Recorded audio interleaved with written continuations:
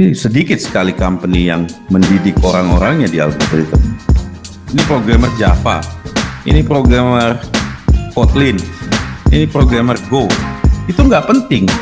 Kalau nggak punya core kompetensi itu cuma jadi kayak seperti Kahmansi, nggak ada aspek saintifiknya. Padahal itu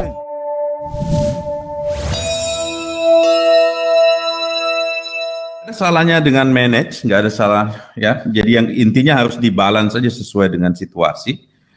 Biasanya di engineering team apa sih yang harus kita manage? Apakah kita harus manage mereka time, misalnya jam segini kerja segini, besok ini harus jadi ya. Biasanya kerjaan saintifik itu kalau misalnya kita nggak ada ide ya just stop it. Kita harus explore di internet, kita harus baca many articles, kita harus lihat di Stack Overflow. Karena memang no idea what to do gitu kan. Beda dengan kalau misalnya kita bikin konstruksi bangunan, kita bisa manage by time. Tapi kalau misalnya kayak managing complexity di software development, kalau complexity-nya memang lagi ngeblok kita untuk kita belum understand, so it's the time to explore lebih gitu ya. So, saya biasanya define di tim itu yang bisa di manage, yang harus di inspire itu saya clear buat saya dan saya benar-benar bedain. Dan itu semuanya harus bisa di measure. Contoh, kompetensi. Di industri kita ini menarik, terutama software engineering. Sekarang kalau misalnya Anda masuk jadi industri kesehatan, jadi dokter bedah ya, kalau tidak mengambil spesialisasi bedah, Anda nggak bisa jadi dokter bedah. Sementara di industri IT, setelah install framework, Java atau whatever, start the hello world, semua udah mengaku software engineer. Pertanyaannya adalah apa core competence yang menunjukkan bahwa seorang itu capable untuk jadi software engineer? Oke, coba lihat di lowongan-lowongan kerja di luar. Apa yang mereka expect kalau lihat job desk yang back-end engineer, full stack engineer, semua yang dia put di situ adalah teknologi skill. Bisa database ini, bisa framework ini, bla bla bla, bla bla bla. Apakah itu core competence dari software engineer? Jawabannya enggak. Karena itu cuma tools. Saya nggak mungkin drilling engineer harus bisa alatnya selam bersih. Saat alatnya kita nggak pakai selam bersih gimana? Nah di software engineer itu area situ itu sangat-sangat susah untuk di manage karena banyak orang tidak melihat apa sih core competence dari software engineer. Apakah kalau dia bisa banyak programming language? Apakah kalau dia bisa banyak framework? Sementara programming language setiap saat berubah. Tahun lalu misalnya Google pakai Java untuk Android development, sekarang dia udah pakai Kotlin. Begitupun Apple, tahunnya Objective-C, dia sekarang pakai Swift misalnya. Teknologi selalu change. Yang tadinya bikin web UI kita pakai JavaScript jQuery, sekarang pakai framework misalnya React sama Vue. Oke, dan itu nggak ada habisnya. Jadi core competence yang utama atau kompetensi utama itu harus benar-benar didefinisikan.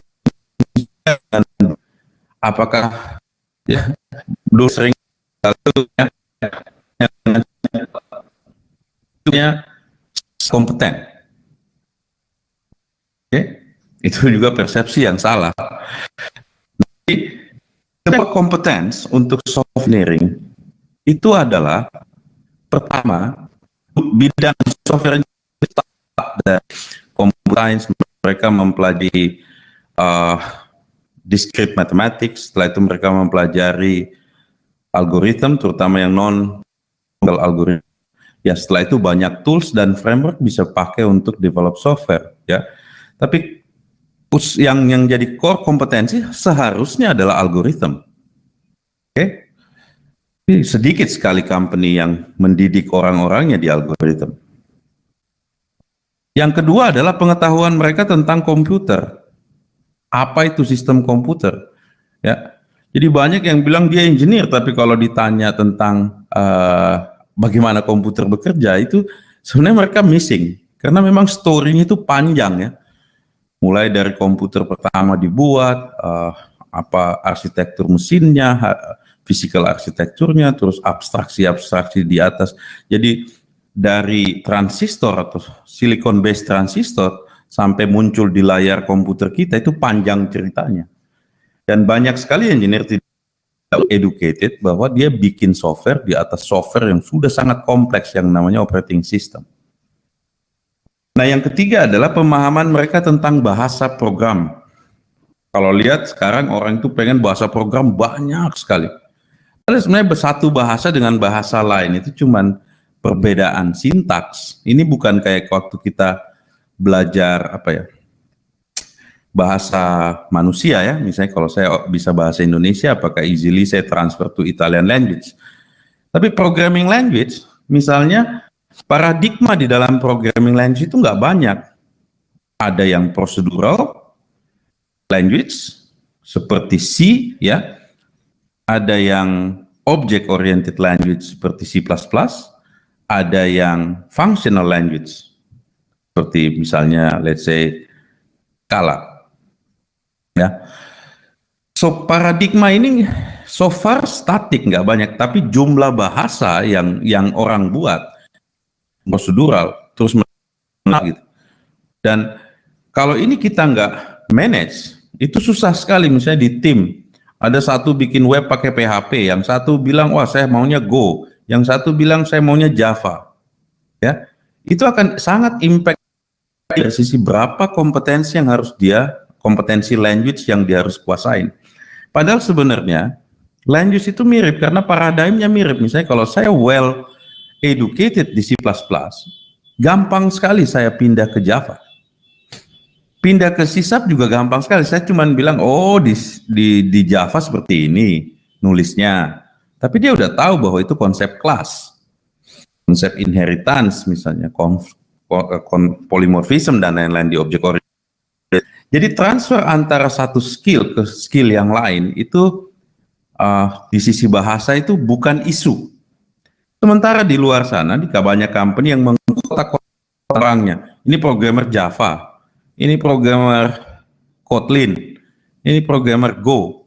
Itu nggak penting, ya. Cuman karena nggak tahu apa yang ini, akhirnya itu jadi sangat-sangat penting buat engineer, true engineer. Di saat dia harus code dengan C, ya dia code dengan C. Di saat dia harus code dengan C++, dia harus code dengan C++, ya. Jadi dia harus sangat independen, dan itu menjadi core kompetensi. So pengetahuan apa yang perlu di programming, data structure, biasanya pelajarin tentang struktur, linked list, array, tree, graph, ya, forming dan lain-lain. Yang mengerti sistem. Sebab kalau problem misalnya sistem down yang ada di depan mata kita itu sistem log file, itu gimana bacanya? Semua heksadesimal di situ. Kalau dia nggak ngerti ini adalah mesin code yang di-generate log, yang di-generate oleh mesin, dan dia nggak bisa locate, dia transfer itu misalnya bahasa mesin dia locate di mana posisi problemnya. Proses ini biasanya kita bilang debugging. Itu dia akan menganggap bahwa dia buat software, padahal kita buat software di atas sistem yang dibangun sama 20.000 engineers yang namanya operating system. Operating system itu sangat-sangat kompleks sistem di dalamnya. Jadi kalau nggak well educated di operating system, algorithm, dan programming language dalam let's say paradigma prosedural dan object oriented aja, itu core kompetensinya sebenarnya nggak ada. Nah, bagaimana cara mengukur bahwa seorang itu orang benar-benar kompeten? Apakah kalau industri sangat terkenal dengan cerita-cerita misalnya, ini bukan anak computer science tapi bisa code dengan baik. Biasanya orang-orang fisika, matematik dulu di MIPA itu nggak ada kerjaan. Jadi opsinya ya cuman ya apa aja disuruh dikerjain ya, termasuk bikin code. So, tapi again kalau nggak punya core kompetensi itu cuman jadi kayak seperti craftsmanship, nggak ada aspek saintifiknya. Padahal itu yang harus di manage di tim. Competence, ya, dan harus measurable. Nggak bisa kita bilang kamu kompeten algoritma, buktinya apa? Harus ada proof of competence di core competence, ya. Tapi kalau misalnya dia pengen maksudnya di level framework atau database, itu terlalu banyak untuk kita pikirkan. Baiknya benar-benar fokus, pengalaman saya fokus ke core competence. Yang kedua yang bisa kita manage adalah kontribusi atau impact dari engineer itu terhadap kegiatan kita. Misalnya kegiatan kita adalah develop software. So kita harus bisa ukur kontribusi levelnya atau impact-nya. Saya agak bedain sebenarnya antara kontribusi dengan impact. So kontribusi adalah apa yang dia lakukan secara individu, oke? Sedangkan impact adalah apa yang dilakukan sehingga orang lain bisa berkontribusi, ya. So kontribusi di sini bisa diukur misalnya dari jumlah fitur yang dia bikin, yang dia ikut, jumlah code yang dia check in, misalnya line of code yang dia check in ke Git, jumlah bugs yang dia fix. Ini semua ada datanya sebenarnya kalau kita pakai tools-tools yang modern sekarang. Jadi kontribusi ini visible sekali untuk semua manajer, tapi jarang sekali software engineering manager itu taking care competence. Jadi dia anggap timnya itu seperti robot yang sudah tahu what to do. Padahal in fact enggak. Pengalaman saya di market di Indonesia, orang yang sudah bekerja 10 tahun as a engineer, itu core kompetensnya di algoritma, OS, dan language itu tidak ada bedanya dengan pada anak-anak yang baru lulus.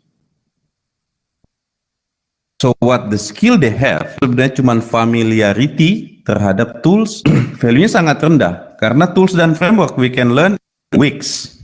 Algorithm we have to learn in tahunan ukurannya. Operating system butuh tahunan kita belajar. Ya. Misalnya ada new framework, ini mingguan ukurannya. So, kenapa harus diinvest di area-area yang seperti itu yang terus changing? Oke. So yang lain yang bisa di-manage adalah culture atau value yang kita share bersama, ya. Kayak misalnya culture of learning. Misalnya setiap bulan tim itu ada waktu untuk belajar hal baru.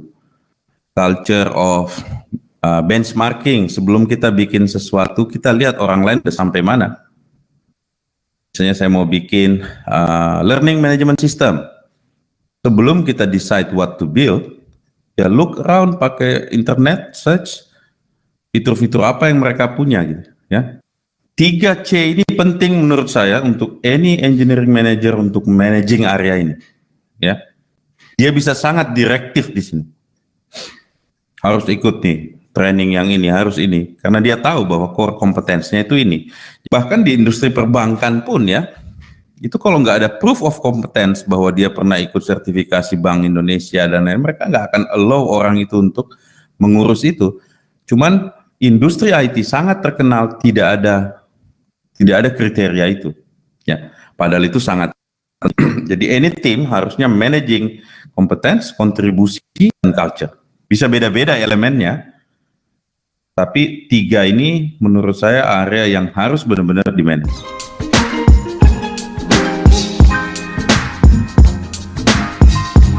Harus punya disiplin tinggi gitu kan, tapi kita sendiri nggak disiplin, nggak punya self disiplin, itu susah. Itu jadi kayak motivator jatuhnya kita, ya. Itu cuma jabatan, beda jabatan sama leadership. Jadi untuk how to inspire, build your internal core value. Tapi how to manage itu adalah understand people more as an individual.